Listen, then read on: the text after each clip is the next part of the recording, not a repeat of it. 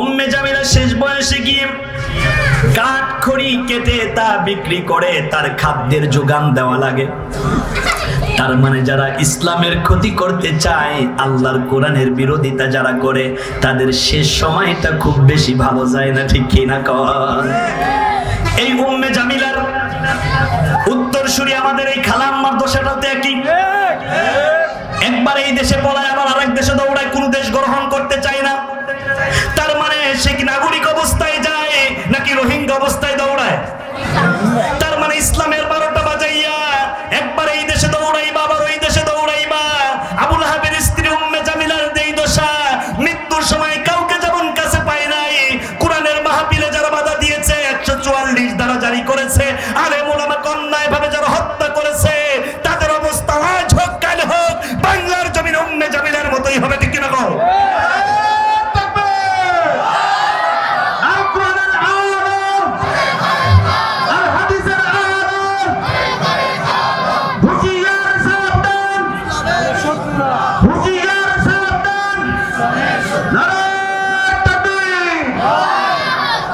এই জন্য কবি খুব দারুণ করে বলেন, দিনে দিনে বহু বাড়িয়েছে দেনা, সহিতে হবে ঋণ। জুলুম করেছো, অন্যায় করেছো, মানুষ হত্যা করেছো, ঘর ছাড়া করেছো, গুম করেছো, 3000 ছাত্রকে হত্যা করেছো ক্ষমতায় টিকে থাকার জন্য, 5000 ছাত্রকে পঙ্গুত্ব করেছো, অসহায় করে দিয়েছো। এইটার বিচার যদি আমার ছোট্ট সোনার বাংলাদেশে হয়, একবার নয়, দুইবার নয়, 50,000 কোটি বার ফাঁসি হবে, ঠিক কি না কন? আমি সরাসরি আমার কথার দিকে চলে যাচ্ছি। যেহেতু রাজবাড়ী শ্রীপুর লজ্জাতুন্নেসা কামিল মাদ্রাসার হিফজুল কোরআন শাখার উদ্যোগে আয়োজিত আজকের এই তাফসিরুল কোরআন মাহফিল, এই পৃথিবীতে আমার একটি সমীকরণ আপনারা নেন। প্রিয় ভাইয়েরা, মুরব্বী বাবাজিরা, আমার কথা শুনতেছেন? একটি সমীকরণ নিয়ে আজকে বাড়িতে ফেরেন। তামাম পৃথিবীতে ধর্ম আছে 10,000। কত ওলামায়ে কেরাম রয়েছেন, কথা বলতে হবে, কত হাজার? 10,000। এই 10,000 ধর্মের ভিতরে 1100 থেকে 1200 ধর্মগ্রন্থ আছে, কিন্তু এই 1200 ধর্মগ্রন্থের কোনো হাফেজ নাই। শুধু একটা মাত্র ধর্মের হাফেজ রয়েছে, একটা মাত্র কিতাবের হাফেজ রয়েছে, সেই কিতাবটার নাম হচ্ছে আল্লাহর কোরআন। সুবহানাল্লাহ বলবেন না? ধর্ম কত হাজার? 10,000। ধর্মগ্রন্থ কত? 1200। এই 1200 ধর্মগ্রন্থের কোনো হাফেজ নাই, কিন্তু তামাম পৃথিবীতে প্রায় 10 কোটি কোরআনের হাফেজ আল্লাহ দিয়েছেন। সুবহানাল্লাহ বলেন। তামাম পৃথিবীর মানুষ ষড়যন্ত্র করে যদি আল্লাহর কোরআনকে নিভিয়ে দিতে চায়, কোরআনের আলো যদি বন্ধ করে দিতে চায়, এই মাওলানা মামুন সাহেব যে হিফজুল কোরআনের নেতৃত্ব দিয়ে 8-10 বছরের বাচ্চাদেরকে কোরআনে হাফেজ বানিয়ে দিচ্ছেন, এই সন্তানগুলো 30 পারা কোরআন বিনা লুকমায় শোনায়া দেবে। এইটাই আল্লাহর কোরআনের বড় মুজিজা। কোরআনটা কার? হেফাজতের দায়িত্ব নিয়েছে আল্লাহ। সূরার নাম সূরা হিজর, 9 নম্বর আয়াত। খুব চমৎকার করে কথাগুলো বোঝার চেষ্টা করুন। ইন্না নাহনু নাযালনা যিকরা ওয়া ইন্না লাহু লাহাফিজুন। আল্লাহু আকবার। এই জবান কে দিয়েছেন? সূরাসুরির কোনো সিস্টেম নাই, বক্কি চক্কিরও কোনো সুযোগ নাই। বলেন না জবান কে দিয়েছে? তা আল্লাহর দেওয়া জবান। এই জবান দিয়ে যদি আপনি আল্লাহর নাম জপতে না পারেন, তাহলে এই জবান দিয়ে কি জপবেন? একবার একটু আল্লাহর নাম জপেন না। লিল্লাহি তাকবীর। এই কোরআন আল্লাহর হেফাজতের দায়িত্ব কার? তামাম পৃথিবীর মানুষ ষড়যন্ত্র করে আল্লাহর কোরআনকে কোনোদিন নিভাতে পারবে? তামাম পৃথিবীতে আল্লাহ 10 কোটি কোরআনে হাফেজ দিয়েছে। আল্লাহু আকবার বলেন। 1200 ধর্ম গ্রন্থের কোন হাফেজ নাই, কিন্তু আল্লাহ রাব্বুল আলামিন তামাম পৃথিবীতে 10 কোটি কোরআনের হাফেজ দিয়ে দিলেন। এই জন্য দেখবেন তারাবির সালাতে 10-12 বছরের ছোট্ট ছোট্ট হাফেজে কোরআনেরা কত চমৎকার করে আল্লাহর কোরআনের তিলাওয়াত করে। এর চাইতে বড় মুজিজার কিতাব পৃথিবীর মধ্যে আর একটাও নাই। আওয়াজ দিয়ে বলেন না সেই কিতাবের নাম কি? আলহামদুলিল্লাহি রাব্বিল আলামিন। না হয় না, একটু জোরে বলেন না। কোরআন এক একজন এক এক লাহানে, এক এক সুরে, এক এক ছন্দের মতো তিলাওয়াত করে বান্দায় যত বেশি কোরআন শোনে তত বেশি বান্দার কলিজার মধ্যে তার ঈমানটা আরো বেশি বেড়ে যায়। সুবহানাল্লাহ বলবেন না? আল্লাহ রাব্বুল আলামিন বললেন, ইন্নামাল মুমিনুনা আল্লাযীনা ইযা যুকিরাল্লাহ ওয়াজিলাত কুলুবুহুম ওয়া ইযা তুলিয়াত আলাইহিম আয়াহ। আল্লাহু আকবার। মুমিন বান্দার সামনে যখন আল্লাহর কোরআনের তিলাওয়াত হয় তার অন্তরটা প্রকম্পিত হয়, তার ঈমানটা বাড়তে থাকে। সুবহানাল্লাহ পড়েন। এই যে কোরআনের কথা হচ্ছে, ওমান আসদাকু মিনাল্লাহি হাদিসা, আল্লাহর কোরআনের কথা মহা সত্য কথা। এই কথা শোনার পরে দোকানপাট, রাস্তাঘাট, মেলার মাঠ বাদ দিয়ে যারা আল্লাহর কোরআনের ময়দানে বসে পড়ে তাদের ঈমানকে আল্লাহ রাব্বুল আলামিন কোটি কোটি গুণ বেশি বানায়া দেবেন। এজন্য যে সমস্ত ভাইয়েরা এখনো রাস্তায় রয়েছেন, মেহেরবানি করে আপনারা চলে আসুন। দূর দরাজ থেকে কষ্ট করে ছুটে এসেছেন সম্মানিত মুরব্বিয়ানে কেরাম, হুফাজে কেরাম, খুতাবায়ে মাসাজিদ, মুদাররিসিনে কেরাম, পর্দার অন্তরালে অপেক্ষমান হাজারো গুণ সমৃদ্ধা মহিয়সী নারী, আমার সম্মানিতা মা বোন। কারণ মাহফিলে এখন পুরুষেরা যা হয় তার চাইতে 2 গুণ বেশি হয় মা বোনেরা। কারণ মায়েরা তো, মহিলারা তো মায়ের জাতি, তাদের অন্তরটা খুব বেশি নরম হয়, ঠিক কিনা? কারণ একটা সন্তান যদি বাবার কাছে 3 বারের জায়গায় 4 বার গিয়ে বারে বারে করে বলে আব্বা এটা আমাকে দিতে হবে, বাবা দেখবেন যে চট করে একটা থাপ্পড় লাগাইয়া দেয়। কিন্তু একটা সন্তান বারে বারে মায়ের কাছে গিয়ে কতক্ষণ ছুটি মায়ের আসলি ধরে টান দেয়, মায়ের ওন্না ধরে টান দেয়, এটা আমাকে দিতেই হবে, না দিলে আমি এখান থেকে উঠবো না। বারে বারে সন্তান মাকে বিরক্ত করে, কিন্তু মা কখনো বিরক্ত বোধ করে না। কারণ একজন মায়ের অন্তরের মধ্যে আল্লাহ রাব্বুল আলামিন সন্তানের ভালোবাসা দিয়ে মায়ের অন্তরটাকে প্রশস্ত করে দিয়েছেন। সুবহানাল্লাহ বলবেন না? সেই মায়ের জাতি সম্মানিতা মা বোন তারা রয়েছেন পর্দার অন্তরালে। মা বোনদেরকে আন্তরিক মোবারকবাদ জানিয়ে আমি একটি উপস্থাপনী দিয়ে মা বোনদের ব্যাপারে কথা বলতে চাচ্ছি। কারণ এই যুগে মা বোনদের জন্যই বেশি ওয়াজ করা দরকার, ঠিক কিনা? কারণ ঘুরে ফিরে যারাই গভর্নমেন্টে যাচ্ছে তারাই মহিলা। এজন্য মহিলাদের ব্যাপারে ওয়াজটা এই জন্যই দরকার যে আপনারা এই পদ নিয়ে আল্লাহ ফালাপি না কইরা পুরুষদের কাছে ছাইরা দেন। কারণ যেই দায়িত্বটা যার পাবার দরকার সে পাওয়াটাই বেশি উত্তম। মা বোনেরা থাকবেন ঘরের মধ্যে, তারা ঘরের মধ্যে থাকবেন সেফটি, আর দেশ রাষ্ট্র পরিচালনা করবে পুরুষেরা। এই জন্য বহু নারী নেতৃত্ব আমরা দেখেছি। আবার ছোট্ট সোনার বাংলাদেশে এবার আমরা কোরআন ভিত্তিক অর্থনৈতিক সমৃদ্ধময় একটি দেশ, আর ওই দেশের প্রধানমন্ত্রী একজন পুরুষকে দেখতে চাই, ঠিক না? না হয় নাই, যারা বলেন ঠিক কিনা? কারণ আল্লাহ রাসূল সাল্লাল্লাহু আলাইহি ওয়াসাল্লাম বলেছেন, ফাত্তাবিউ সাওয়াদাল আযম ফাইন্নাহু মান শাদ্দা শাদ্দা ফিন্নার। যেই দল দ্বীন কায়েমের পক্ষে অগ্রগামী, খুব চমৎকার করে উলামায়ে কেরাম শুনেন, ফাত্তাবিউ সাওয়াদাল আযম, যেই দলটি দ্বীন কায়েমের ক্ষেত্রে সবচাইতে বড় অগ্রগামী, অর্থাৎ এই দলের সাথে যদি যোগ দেওয়া যায় তাহলে আল্লাহর জমিনে আল্লাহর দ্বীন কায়েমটা সহজ হয়। তামাম মানুষ, দল, মত, আহলে হাদিস, তরিকা, দরবার, পীর, মাশায়েখ সবার উচিত হচ্ছে ওই দলের পিছনে ইক্তেদা করা। মনে করেন অনেক বড় এক দরবারের পীর, তিনি মাহফিলের জন্য শ্রীপুর কামিল মাদ্রাসার পাশ দিয়ে যাচ্ছেন, কিন্তু শ্রীপুর কামিল মাদ্রাসায় জোহরের নামাজের জামাত চলতেছে। এখন পীর সাহেব হুজুরের লক্ষ লক্ষ মুরিদ, এখন পীর সাহেব হুজুর মসজিদের মধ্যে ঢুকে তিনি ভিন্ন জামাত করবেন নাকি ওই ইমামের পিছনে ইক্তেদা করবেন? কারণ এখানে বড় একটা জামাত চলতেছে। আপনি যত বড় বুজুর্গ হন, যত বড় পীর হন, এখানে আপনার দ্বিতীয় জামাতের আর কোনো সুযোগ নাই, এই জামাতেই আপনাকে ইক্তেদা করতে হবে। তার মানে দ্বীন কায়েমের একটি সুবর্ণ সুযোগ, যাদের মাধ্যম দিয়ে আমরা দেখতে পাই দল মত নির্বিশেষে সেই দলের পিছনে ইক্তেদা করা এখন সময়ের একটা ডিমান্ড হয়ে দাঁড়িয়েছে, ঠিক না? কথা বুঝতে হবে ভাইয়েরা আমার, আল্লাহর রাসূলের কথা। এই কাজে যদি আপনি ব্যর্থ হন, ফাইন্নাহু মান শাদ্দা শাদ্দা ফিন্নার, আপনি জাহান্নামে চলে যাচ্ছেন। এই জন্য আপনি বুজুর্গ, আপনি পীর, আপনার খানকা আছে, আপনার দরবার আছে, সব বাদ দেন। আল্লাহর জমিনে আল্লাহর দ্বীন কায়েমের জন্য যেই দল এখন সবচাইতে অগ্রগামী, দল মত নির্বিশেষে সেই দলকে সাপোর্ট দিয়ে আল্লাহর কোরআনে একটি দেশ কায়েম আপনারা কি এমন একটা দলকে সাপোর্ট দিতে রাজি আছেন? ইনশাআল্লাহ আল্লাহ যেন কবুল করেন, পড়েন আমিন। আপনারা কি খুব রাগ করে ফেললেন? আমি কি বানায় কথা বললাম না রাসূলের কথা বললাম?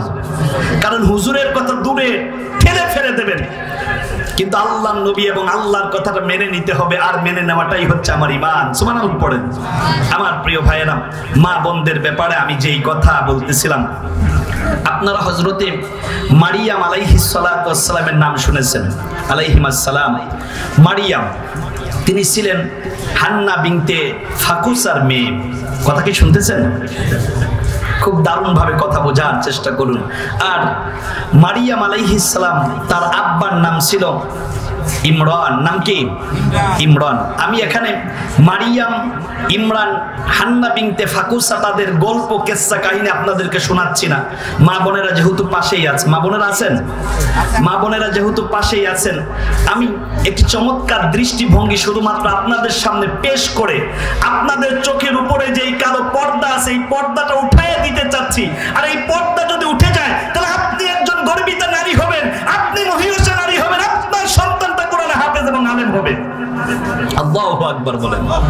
এজন্য মা বোনেরা, মারিয়াম আলাইহিস সালাতু ওয়াস সালামের মা জননী হান্না বিনতে ফাকুসা তিনি 6 মাসের গর্ভবতী। কয় মাসের?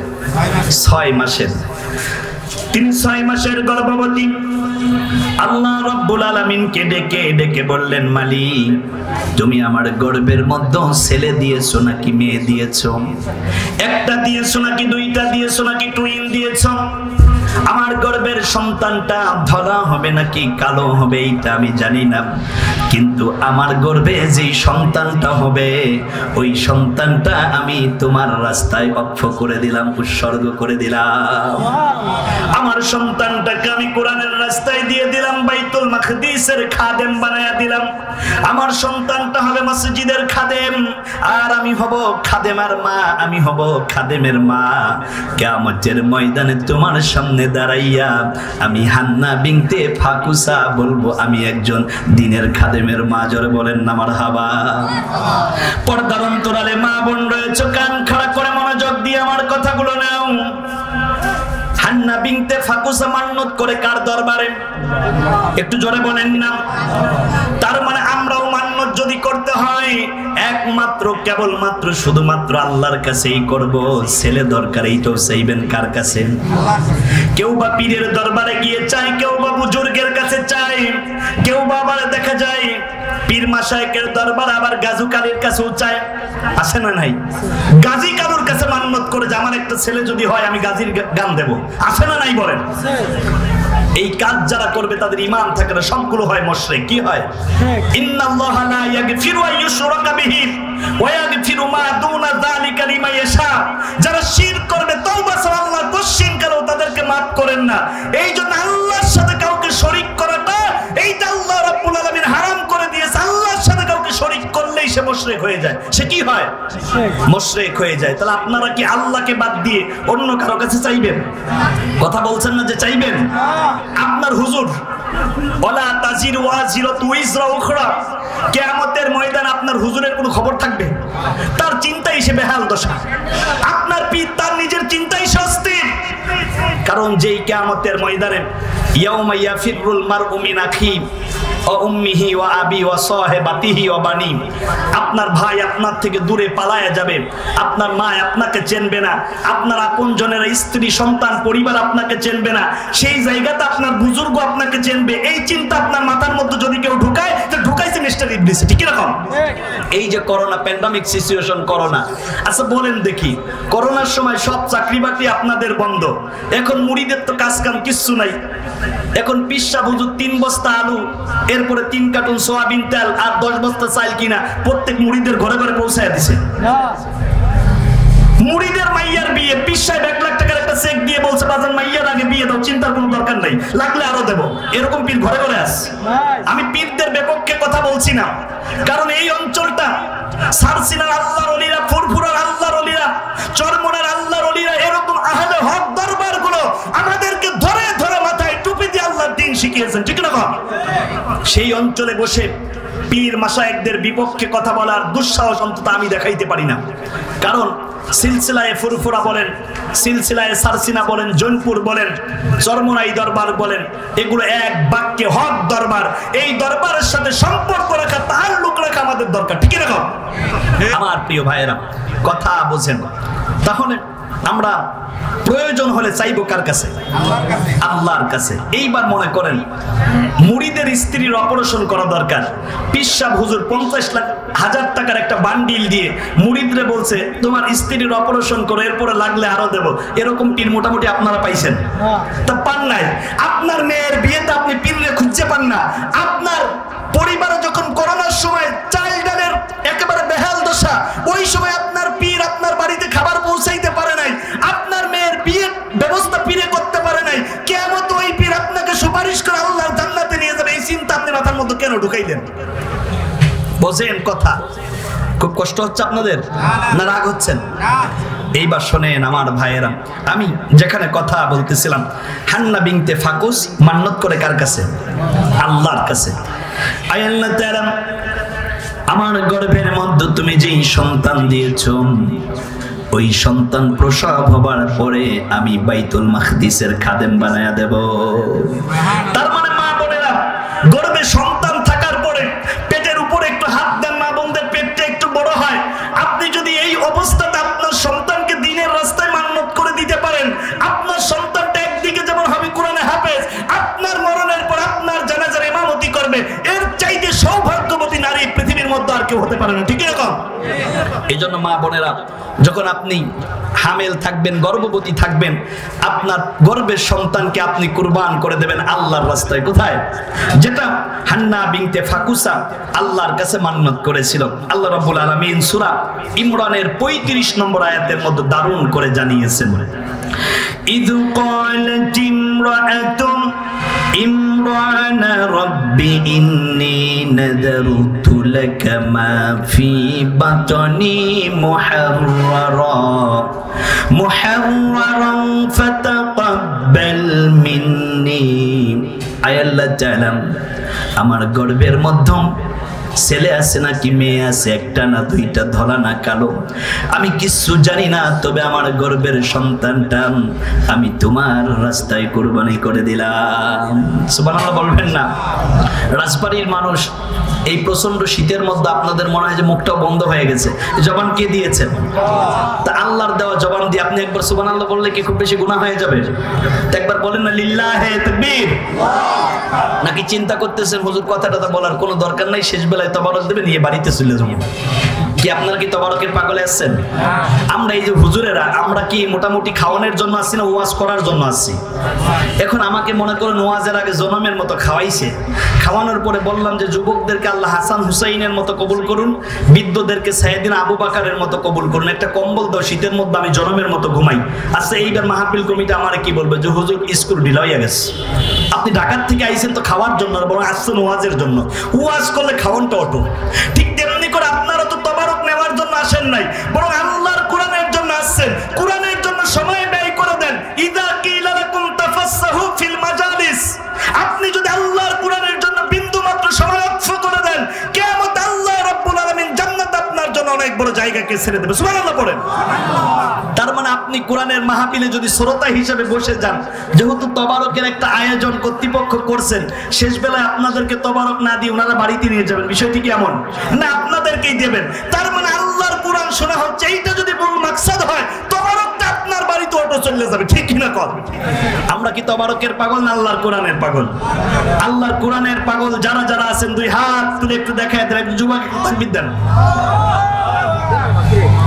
কি এত যুবক কেউ নাই? আপনি পারবেন, একটা তাকবীর দেন। পারবেন না? গলা শেষ। কি কয়? এই মাশাআল্লাহ, এই তো আলহামদুলিল্লাহ। এই যদি রাজবাড়ি আপনি বেদাত শিরক এগুলো দূর করবেন কিভাবে? কারণ শাহজালাল ইয়ামিনী রহিমাহুল্লাহ, তার কাছে কিন্তু তরবারির পাওয়ারের চাইতে তাকবীরের পাওয়ারটাই জোরালো ছিল, ঠিক কিনা কন? আজ হিন্দুস্তান খুব দারুণ ভাবে কথা বোঝেন, ইসকন, এই ইসকন কিন্তু এমন ভাবে চড়াও হয়েছে মুসলমানদের উপরে, মুসলমান যদি এখনো ভেদাভেদ না ভুলে যদি মুসলমান জাগতে না পারে, তাহলে মুসলমানদের দুর্দিন কিন্তু আর বেশি দূরে নাই। এই জন্য গজওয়াতুল হিন্দের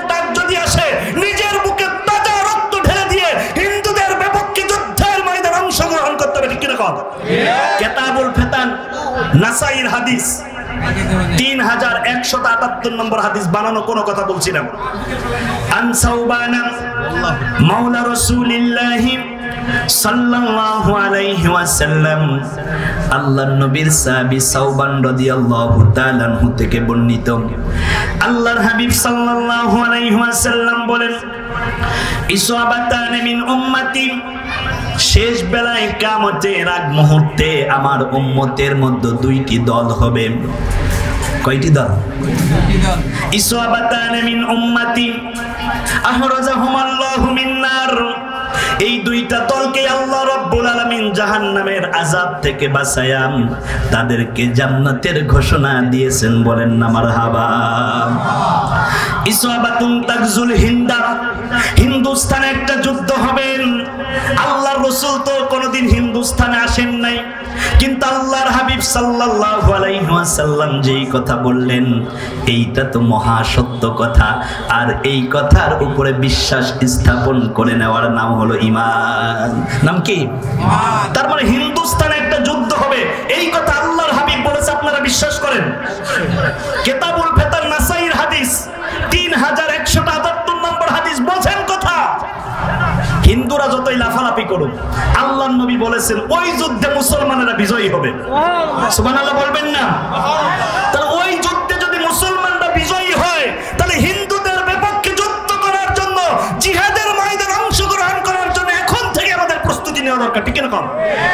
আপনি বর্ডারে এসে, সীমান্তে এসে মুসলমানদেরকে হুমকি আর ধামকি দেবেন, তোমরা হিন্দুস্তানে যে কয়টা হিন্দু আছো ওইটা আমরা মরিচের লুকমা বানাইয়া গিললে খায়া ফেলতে পারি, কারণ আমাদের পারমাণবিক অস্ত্র লাগে না। মুসলমানদের সাথে আছে আল্লাহর ঈমানি পাওয়ার। লিল্লাহি তাকবীর, আল্লাহু আকবার, সুবহানাল্লাহ, ঠিক না?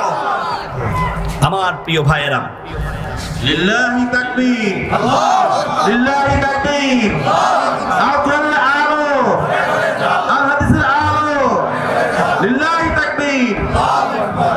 এইবার খেয়াল করে দেখেন আমার প্রিয় ভাইয়েরা, মানসিকভাবে প্রস্তুতি নিয়ে ফেলুন। হিন্দুস্তানের সাথে যদি একটা যুদ্ধ শুরু হয়ে যায়, ওই যুদ্ধে জীবন দেব, নতুবা গাজী হয়ে ফিরে আসব। জীবন দিলে আমরা শহীদি মর্যাদা পেয়ে যাব, আর গাজী হয়ে ফিরলে আমরা দুনিয়াতে জীবন্ত শহীদ হিসাবেই বেঁচে থাকবো। যুদ্ধের জন্য মানসিক প্রস্তুতি নেন। আল্লাহর হাবিব সাল্লাল্লাহু আলাইহি ওয়াসাল্লাম চমৎকার করে এই কথা বলে গেলেন, কারণ হচ্ছে শেষ বেলায় এই মহা ফিতনা শুরু হয়ে যাবে। গজওয়াতুল হিন্দের ডাক কিন্তু আমরা এই ইসকনের মাধ্যম দিয়েই পেয়ে যাচ্ছি, কারণ স্বাধীন সোনার বাংলাদেশ, ৫৬,০০০ বর্গ মাইলের ছোট্ট সোনার বাংলাদেশে 92% মুসলমান। ওই দেশে আমার সাইফুল ইসলাম আলিফ ভাইকে হত্যা করেছে এই ইসকনের উগ্রবাদীরা। কি আপনারা নতুন শুনলেন কথা? একটা স্বাধীন দেশ, মুসলমানদের দেশ, এই দেশে ইসকন মাথা চারা দিয়ে কিভাবে দাঁড়ায়? ইসকন তো বাংলাদেশে প্রবেশ করছে রোহিঙ্গা হিসাবে। তারা মূলত নিউ ইয়র্কে 1966 সালে এই ইসকন প্রতিষ্ঠা হয়েছে। এখন সারা পৃথিবীতে ইসকনের মহা ক্যাম্পাস হচ্ছে ভারতের নদিয়াতে, আর বাংলাদেশের তাদের মূল পয়েন্ট হচ্ছে ঢাকার স্বামীবাগে। বরং এই জায়গাতে আজ থেকে মাত্র পিছনে কয়েক বছর আগে তারা তারাবির নামাজ চলাকালীন সময়ে তারাবির নামাজ বন্ধ করে দিয়ে আমার একজন মুসলমান ভাইকে শহীদ করে দিয়েছিল। ইতিহাস হয়তো আপনারা জানেন না। 92% মুসলমানদের দেশে ইসকনের মতো একটা উগ্রবাদী দল আজ থেকে 5 বছর আগে স্বামীবাগে মুসলমানকে তারাবির নামাজে হত্যা করলো। ওই সময় যারা ক্ষমতায় ছিল তারা কি করলো? যেহেতু তারা তার বিচার করতে পারে নাই, বরং তাদের কোলে পিঠে ইসকন লালিত পালিত হয়েছে। কথা বোঝেন?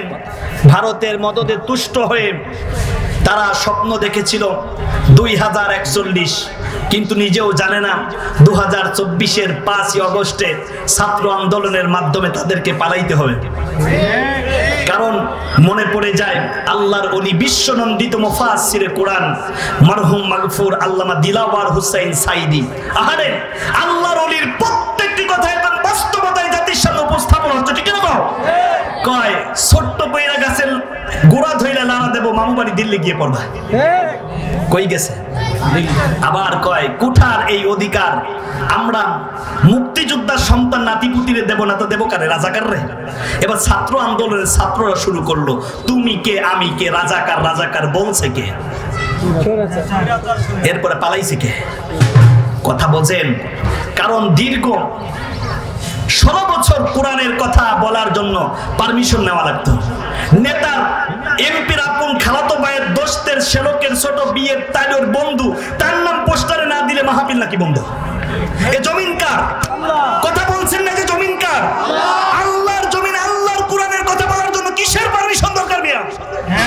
যেই সরকার, যেই রাষ্ট্র, যাদের আমল থেকে আল্লাহর জমিনে কোরআনের মাহফিলের জন্য পারমিশন দেওয়া হয়েছে, তাদের নাম ইয়াজিদের মতো ইতিহাস রচনা হবে, ঠিক না? আমার ভাইয়েরা, আমি কথা বলতেছিলাম যে হযরতে মারিয়াম আলাইহিস সালাতু ওয়াস সালাম তার মা আল্লাহর কাছে মান্নত করে। মান্নতটা কার কাছে করে? তা আপনাদের কিছু প্রয়োজন হইলে চাইবেন কার কাছে? আরেকটু জোরে বলেন না, কার কাছে? এইবার হান্না বিনতে ফাকুসাম প্রসব করলো একজন কন্যা সন্তান, যার নাম হলো মারিয়াম। জোরে বলেন না, নাম কি? কিন্তু আমরা অনেক ক্ষেত্রে আমাদের মেয়ের নাম রাখি সেরি, জড়ি, সকিনা, রোজিনা। আপনি ইসলামিক নাম রাখেন, কারণ আপনার বাচ্চার বয়স 7 দিন যখন হবে আপনি বাচ্চার সুন্দর একটি নাম রাখবেন। আর নাম রাখার ব্যাপারে আপনি পরামর্শ করবেন উলামায়ে কেরামদের সাথে। কাদের সাথে? সবাই বলেন না কাদের সাথে?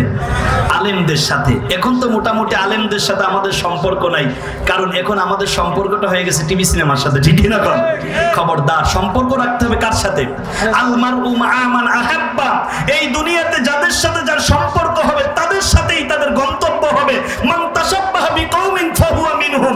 যার সাথে যার মহব্বত তার সাথে তার কিয়ামত। আমাদের সম্পর্ক গঠন করা দরকার আলেমদের সাথে, ঠিক না? আলেমদের ব্যাপারে আল্লাহ চমৎকার দৃষ্টিভঙ্গি পেশ করেছেন, আমি সেই কথার দিকে আসব।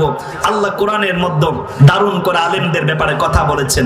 সেই কথায় যাওয়ার আগে আমি ধারাবাহিকতায় যেই কথা বলতেছিলাম সেই কথাগুলো শেষ করি, তারপর আলেমদের কথা বলবো। আপনাদের খুব কষ্ট হয়ে যাচ্ছে? আমার প্রিয় ভাইয়েরা, এবার খেয়াল করে দেখেন, হান্না বিনতে ফাকুস প্রসব করলো একটা কন্যা সন্তান, নাম হলো তার মারিয়াম। নাম কি?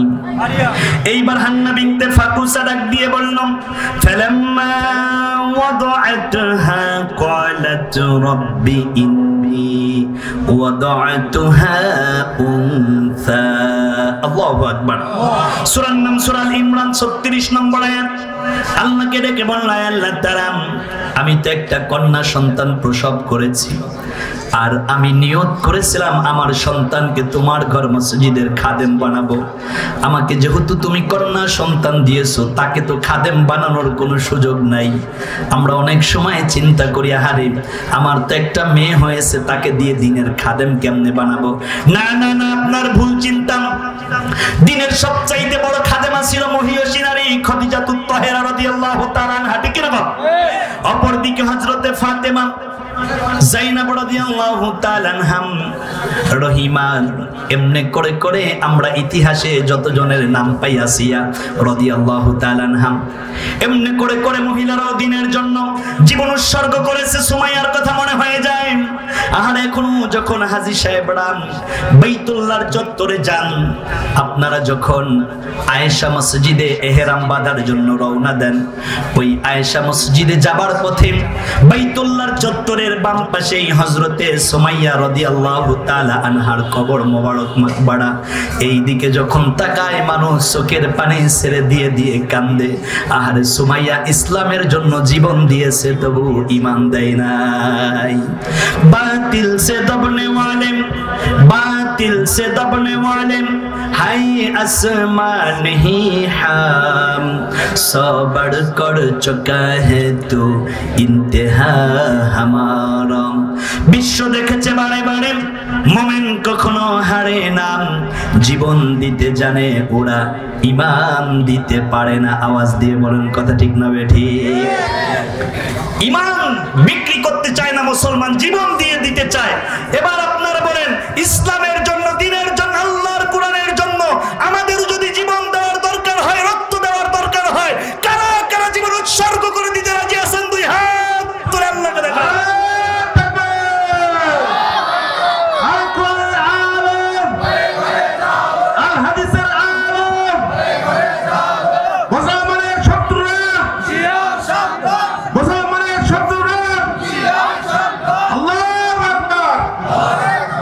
এইবার খেয়াল করে দেখেন আল্লাহ রাব্বুল আলামিন হান্না বিনতে ফাকুসাকে জানায়া দিলেন, হান্নারে চিন্তা করবে না, আল্লাহু আ'লামু বিমা ওয়াদাওয়াত, তুমি যে কন্যা সন্তান প্রসব করেছো এইটা তোমার চাইতে আমি আল্লাহ রাব্বুল আলামিন বেশি ভালো জানি। সুবহানাল্লাহ। তার মানে গর্ভের সন্তান কন্যা নাকি পুত্র এটা কে বেশি ভালো জানেন? আল্লাহ রাব্বুল আলামিন বলল, হান্নারে এইটা আমি বেশি ভালো জানি। আমি আল্লাহ রাব্বুল আলামিন চাইলে মহিলাদেরকে দিয়েও দ্বীনের খেদমত নিতে পারি। সুবহানাল্লাহ। যেমন দ্বীনের খেদমত মহিলারা করে, আবার খন্নাস মার্কা কিছু মহিলারা দ্বীনের 12টাও বাজায়। কথা বলছেন না যে? একদিকে আপনারা যেমন খাদিজা রাদিয়াল্লাহু তাআলা আনহাকে পাবেন, অপর দিকে আবার আবু লাহাবের স্ত্রী উম্মে জামিলাকেও পাবেন। আমরাতুহু হাম্মালাতাল হাতাব। কোন সূরা বলেন না? কোন সূরা? সূরা লাহাব। আল্লাহ রাব্বুল আলামিন জানায়া দিলেন যে আবু লাহাবের গোষ্ঠী শুদ্ধ আমি আল্লাহ রাব্বুল আলামিন ধ্বংস করে দিয়েছি। কারণ আবু লাহাব সর্বপ্রথম আমার নবীরে গালি দিয়েছে, স্বামী গালি দিয়েছে নবীকে, এই জন্য স্ত্রী উম্মে জামিলাও নবীরে গালি দিয়েছে, এই জন্য গোষ্ঠী সহতারে আমি ধ্বংস করলাম। কথা কার? আল্লাহ রাব্বুল আলামিনের। এইবার খেয়াল করে দেখেন আমার প্রিয় ভাইয়েরা, এই জন্য উম্মে জামিলার মৃত্যুটা এমন অবস্থায় হয়েছিল, শেষ বেলায় তার কোনো বিশ্বস্ত সাথী ছিল না, বন্ধু ছিল না। সন্তানেরা দূরে ঠেলে ফেলে দিয়েছেন, আপনজনেরা তাদের খোঁজ খবরই নেয় না। শেষ বেলায় এই আবু লাহাবের স্ত্রী উম্মে জামিলা সে কাঠ খড়ি কেটে কেটে তার খাবারের যোগান দেয়। তৎকালীন সময়ে খেজুরের রশি পাকায়া ওই কাঠ খড়িগুলো বেঁধে তারপরে কপালের মধ্যে এভাবে নিয়ে তারা এক প্রান্ত থেকে অন্য প্রান্তে নিয়ে বিক্রি করত। দেখবেন এখনো যারা মক্কাতুল মুকাররমায় গিয়েছেন, তায়েফে গিয়েছেন, দেখবেন বড় বড় গাছের কাঠারি দিয়ে তৎকালীন সময়ে ঘর নির্মাণ করা হতো। আজ থেকে প্রায় 2000 বছর আগের সেই কাঠগুলো এখনো তায়েফের জমিনে গেলে দেখা যায়। তায়েফের জমিনে গেলে মনে হয় আমার ছোট্ট সোনার বাংলাদেশ। সুবহানাল্লাহ। কি সবুজায়ন, চমৎকার দৃশ্যপট। তায়েফের সবজিগুলো এত বেশি টাটকা হয়, ফলগুলো এত বেশি রসালো হয়, এত বেশি সুস্বাদু এবং মিষ্টতা দিয়ে ভরা। তায়েফে গেলেই মনে হয় আমি আমার ছোট্ট সোনার বাংলাদেশে আছি। সুবহানাল্লাহ পড়েন। এই জন্য জীবনে একটাবার নিয়ত করে ফেলেন, আমি হয়তো সিঙ্গাপুর যাব, থাইল্যান্ড যাব, কিংবা কক্সেস বাজারে যাব, মালদ্বীপে ঘুরতে যাব। পৃথিবীর কোন জায়গাতে গিয়ে আপনি শান্তি পাবেন না। আপনার শান্তির একটা মোহনার জায়গা হলো আল্লাহর ঘর বাইতুল্লাহ, নবীর দেশ মক্কা এবং মদিনা। মনে বড় আশা ছিল যাব মদিনা, আল্লাহ সবার ডাকে সাড়া দিও, নীরব থাইকো না, কৌশল করে লইয়া গো যাইও সোনার মদিনা। চলে বলেন আল্লাহুম্মা আমিন। কি আপনাদের কি মদিনায় যেতে মনে চায় না? তাহলে মুমিনের মতো করে বলেন আল্লাহুম্মা আমিন। যারা মক্কা মদিনায় যাননি তাদেরকে তো বলে বোঝানো যাবে না। আজকে একটা নিয়ত করেন, যায় আল্লাহ তাআলা, বলেন না জীবনে একবারের জন্য হলেও তোমার ঘর আর নবীর রওজা না দেখায়া আমাদেরকে মরণ দিও না। আয় আল্লাহ, তুমি আমার এই নিয়তকে কবুল করো। আমিন আমিন ইয়া রাব্বাল আলামিন। নারায়ে তাকবীর। পিছনের ভাইয়েরা আছেন না গেছেন? কথা কি শুনতেছেন? এইবার শোনেন, খুব দারুণ করে কথাগুলো আমার ভাইয়েরা শোনেন। উম্মে জামিলা শেষ বয়সে গিয়ে কাঠ খড়ি কেটে তা বিক্রি করে তার খাদ্যের যোগান দেওয়া লাগে। তার মানে যারা ইসলামের ক্ষতি করতে চায়, আল্লাহর কোরআনের বিরোধিতা যারা করে, তাদের শেষ সময়টা খুব বেশি ভালো যায় না, ঠিক কি না কর? এই উম্মে জামিলার উত্তরসূরি আমাদের এই খালাম্মার দশাটাতে একই। একবার এই দেশে পলায়, আবার আরেক দেশে দৌড়ায়, কোন দেশ গ্রহণ করতে চায় না। তার মানে সে কি নাগরিক অবস্থায় যায় নাকি রোহিঙ্গা অবস্থায় দৌড়ায়? তার মানে ইসলামের 12টা বাজাইয়া একবার এই দেশে দৌড়াইবা, আবার ওই দেশে দৌড়াইবা। আবু লাহাবের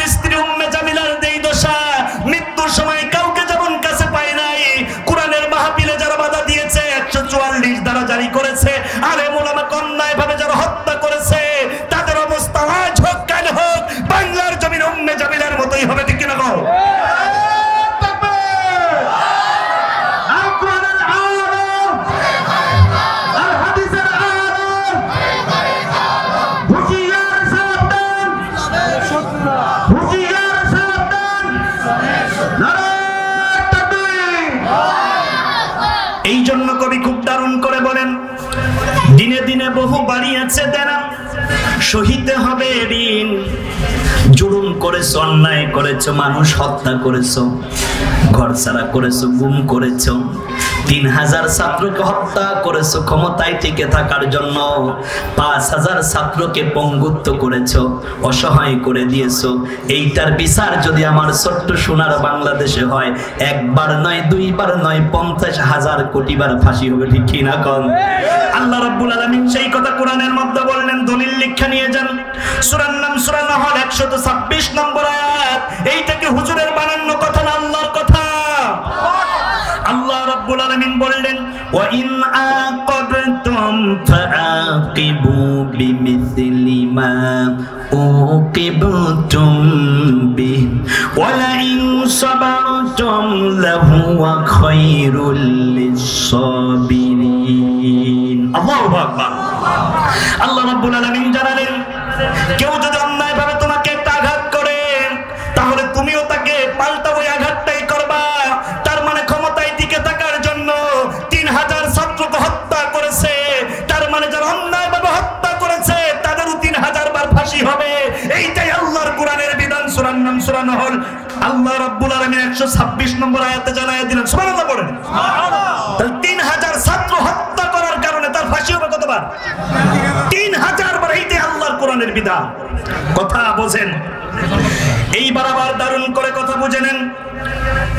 আল্লাহ রাব্বুল আলামিন বললেন, ফামা বাকাত আলাইহিমুস সামাউ ওয়াল আরদ ওয়া মা কানু মুনযারিন। আল্লাহ সূরা দুখানের 29 নম্বর আয়াতের মধ্যে জানায় দিলেন, দুনিয়ার মানুষেরা শোন, যখন কোন জালেমেরা দুনিয়ার থেকে মারা যায়, তখন তাদের জন্য কান্নার কোনো পরিবেশ তো দূরের কথা, কেউ মানুষের সামনে কান্নার মতো তেমন কোনো সুযোগ পায় না। তার মানে জালেমদের যখন বিদায় হয়, তখন তাদের এই বিদায় আফসোস করে কাঁদবে, এইরকম কোন মানুষ দুনিয়ার মধ্যে থাকে না, ঠিক না? না আসমান কান্দে, না জমিন কান্দে, দেখবেন সাথে বন্যাও গেছে, বিদায়ের কানে কারো চোখের মধ্যে পানি নেই, ঠিক না? নেতা কর্মীরাও তো কান্দে নাই। কিন্তু বিশ্বনন্দিত মুফাসসির, তাকে 52টি দেশ অফার করেছিল, আপনি বাংলাদেশে যাবেন না, ওরা আপনাকে বাঁচতে দেবে না, কিন্তু এক বাক্যে বলেছিল, আমি আমার কর্মী, আমার দল, আমার নেতা কর্মীকে রেখে নিজের আপন প্রাণটা বাঁচাইতে পারি না, জীবন দিয়ে দেবো, তবে নেতা কর্মীকে রেখে আমি আমার জীবনটা বাঁচাইবো না। তার নাম আল্লামা সাঈদী। আল্লাহু আকবার বলবেন না? এখন দেখা গেছে আপনি কোন নেতার পিছনে স্লোগান দিয়েছেন, দৌড়াইছেন, নেতার মতো ঠিকই পৌঁড়াইছে, কিন্তু নির্যাতন এখন আপনারা ভোগ করেন। জালেমদের মতো আপনারা এখন ক্ষমতায় আসার আগে আপনারাও যদি তাদের মতো কর্মকাণ্ড শুরু করে ফেলেন, অন্যায়ভাবে মানুষ হত্যা করেন, টেন্ডারবাজি করেন, দুর্নীতি করেন, তাদেরকে ছাত্র সমাজ জাতা পিটা করে বিদায় যেভাবে করেছে, আপনাদেরকে বিদায় করতে 1 সেকেন্ড সময় লাগবে না, ঠিক না? তার মানে ছোট্ট সোনার বাংলাদেশে দল মত নির্বিশেষে আমরা একাকার হয়ে থাকতে চাই, ঠিক না? যেই দেশে কোনো দুর্নীতি থাকবে না, ষোড়শী রূপসী একজন নারী সে রাস্তা দিয়ে রাতের অন্ধকারে চলবে, তার সতীত্বের দিকে তাকানোর দুঃসাহস কেউ দেখাতে পারবে না। সেইটা হবে কি আমাদের এই গতানুগতিক এই ধারা দিয়ে, নাকি আল্লাহর কোরআনের একটি সমাজ ব্যবস্থার মাধ্যমে? লিতাহকুমা বাইনান নাস বিমা আরাকাল্লাহ। আপনার সংসদ ভবন থেকে আপনার পরিবার চলবে আল্লাহর কোরআন দিয়ে, বলেন না কি দিয়ে? আপনারা কি সেই কোরআনের পক্ষে আছেন? আমি আমার প্রিয় ভাইরা একেবারে শেষ কথার দিকে চলে এসেছি। জালেমদের মরার পরে দুনিয়ার মানুষ কি বলবে সেই কথা আল্লাহ বলছেন। কথা কার? আল্লাহ। আল্লাহ রাব্বুল আলামিন সূরা আনআমের 45 নম্বর আয়াতের মধ্যে বললেন, فَقُطِعَ دَابِرُ الْقَوْمِ الَّذِينَ ظَلَمُوا وَالْحَمْدُ لِلَّهِ رَبِّ الْعَالَمِينَ। এই দুনিয়ায় যখন জালেমদের মরণ হয়ে যাবে, জালেমরা যখন সমূলে নির্মূল হয়ে যাবে, ওই সময় খবরদার খবরদার তোমরা ইন্না লিল্লাহ পড়বা না। জালেমদের মরণের পরে বলবা আলহামদুলিল্লাহ। না হয় নাই, জোরে বলেন আলহামদুলিল্লাহ। এইটা কি হুজুরের কথা না আল্লাহর কথা? তার মানে যদি এই বাংলার জমিনে কোনো জালেম মারা যায়, আপনারা ইন্না লিল্লাহ পড়বেন না আলহামদুলিল্লাহ পড়বেন? আলহামদুলিল্লাহ। এইবার দেখেন, যেহেতু একটা হিফজ প্রতিষ্ঠান, আল্লাহর রাসূল সাল্লাল্লাহু আলাইহি ওয়াসাল্লাম হাফেজদের পিতা মাতার সম্মানের ব্যাপারে চমৎকার করে কথা বলেছেন। মান করাল কুরআন ওয়া তাআল্লামাহু ওয়া আমিলা বিহি আলবাসা ওয়ালিদাহু ইয়াওমাল কিয়ামা তাজাম মিন নূর। এই দুনিয়াতে যারা হাফেজের মা হবে, আলেমের মা হবে কিংবা বাবা হবে, আল্লাহ রাব্বুল আলামিন কিয়ামতের ময়দানে তাদের মাথার উপরে নূরের তাজ পরায়া দেবে। বলেন মারহাবা। না হয় নাই জোরে বলেন না মারহাবা। এজন্য আপনারা কি চান কিয়ামতের ময়দানে মাথার মধ্যে নূরের তাজ পড়বেন? তাহলে সন্তানটাকে বানাইতে হবে কোরআনের হাফেজ, আর কোরআনে হাফেজ বানানোর নির্ভরযোগ্য একটা প্রতিষ্ঠান এই হেফজ মাদ্রাসা। ঠিক না বে ঠিক? আরেকটা আসতে বলেন, মহিলারা শুনবেন। তাহলে আপনার সন্তানকে দেবেন কোথায়? হিফজখানায়। আগে কোরআনে হাফেজ বানান, কারণ আমরাও তো কোরআনের হিফজ শেষ করার পরে, আমি এখানে আমার অনেক উস্তাদেরা রয়েছেন। আমি রাজবাড়ী শ্রীপুর লজ্জাতুন্নেসা কামিল মাদ্রাসার ছাত্র, ঢাকাতে জুমা পড়াই। আল্লাহ অনেক ভালো জায়গাতে জুমার ব্যবস্থা করেছেন। তার মানে আমি যে মাদ্রাসায় পড়ালেখা করেছি, আল্লাহ তো এখন দেশ দেশের বাহির আল্লাহর কোরআনের কথা বলায়। তার মানে যারা মাদ্রাসায় পড়ে এরা না খাইয়া থাকে। এই ধ্যান ধারণার জায়গা থেকে বের হয়ে আসেন। আপনার সন্তানটা কোরআনের হাফেজ হবে, আপনার জানাজার ইমামতি করবে আর পড়বে রব্বির হামহুমা কামা রাব্বায়ানি সগীরা। পারেন সবাই? ঠোঁট মিলিয়ে পড়ুন, রব্বির হামহুমা কামা রাব্বায়ানি সগীরা। আল্লাহ তাআলা ছোট্টবেলায় আমার মা আমার বাবা আমাকে যত স্নেহ আদর ভালোবাসা দিয়ে লালন পালন করেছেন, আজকে মা দুনিয়ায় নাই, বাবা দুনিয়ায় নাই, তোমার রহমতের চাদরে আমার মা বাবাকে তার চাইতে পরম শান্তিতে রেখে দিও। বলেন আমিন। এইবার আমার ভাইয়েরা খুব দারুণ করে কথাগুলো বলেন। আমি তো হাফেজের পিতামাতার সম্মানের কথা বললাম, এইবার হাফেজদের সম্মানটা কি হবে, আলেমদের সম্মানটা কি হবে শুনতেছেন? আল্লাহর রাসূল বললেন, মান করাল কুরআন ফাস্তাজহারা, যেই ব্যক্তি আল্লাহর কোরআন পড়বে, আল্লাহর কোরআনের উপরে আমল করবে, ফাআহাল্লা হালালাহু, হালালকে হালাল মনে করবে, ওয়া হারামা হারামাহু, হারামকে হারাম মনে করবে, আদখালাহুল্লাহুল জান্নাহ, ওই ব্যক্তি সরাসরি আল্লাহর জান্নাতে প্রবেশ করবে। একজন হাফেজ একজন আলেম শুধু কি একাই জান্নাতে প্রবেশ করবে? না না না। ওয়াশাফাহু ফি আশরাতিন মিন আহলি বাইতিহি কুল্লুহুম ক্বাদ ওয়াজাবাত লাহুন নার, তারা 5 জন আহলে বায়াতদের মধ্য থেকে 10 জনকে সুপারিশ করে করে আল্লাহর জান্নাতে নিয়ে যাবে, যেই 10 জনের জন্য জাহান্নামের আগুনকে আল্লাহ হারাম করে দিয়েছিল। এইবার বলেন, সন্তানকে হাফেজ আলেম বানানোর দরকার আছে না নাই? আরেকটু আস্তে করে বলেন, আছে না নাই? আমার প্রিয় ভাইয়েরা, আমার প্রিয় বন্ধুরা, হাফেজদের ব্যাপার, আলেমদের ব্যাপার আল্লাহ রাব্বুল আলামিন জানায়া দিলেন। সূরার নাম সূরা ফাতির 32 নম্বর আয়াত। আল্লাহু ইয়াসতাফি মিনাল মালাইকাতি রুসুলাহু আমিনান নাস। আল্লাহু আকবার। আল্লাহ রাব্বুল আলামিন ফেরেশতা এবং মানুষদের, একটু চেয়ার দেন, 5 মিনিটে শেষ করতে। কেমন আছে? এইবার খুব দারুণ করে কথাগুলো বলছেন। আমি আপনাদেরকে যদি 5 মিনিট কষ্ট দিই, খুব কষ্ট হয়ে যাচ্ছে? আমার প্রিয় ভাই, অনেক আগের থেকে আমার সাথে পরিচয়, তিনি কথা বলবেন, খুব দূরদর্শী আলেম, কিতাবের অনেক যোগ্যতা আল্লাহ তাকে দিয়েছে। বাস্ততান ফিল ইলমি ওয়াল জিসমি, আল্লাহ কোরআনের জন্য ভাইয়ের কণ্ঠকে আরো বলিষ্ঠ করে দেন। পড়েন আমিন। আমার প্রিয় ভাইয়েরা, আলেমরা তো এরকম হয়, খুব বিনয়ী হয়। দেখেন মাহফিলের একেবারে পথার আকর্ষণ। এই ব্যক্তি আসার পর আমার মতো ছোট্ট উবাই দোয়াজ করে, আর আলেমরা নিচেই বৈশা পড়ে। তার মানে দেখেন আলেমরা আল্লাহর কোরআনকে কতটা সম্মান করে। আল্লাহু আকবার।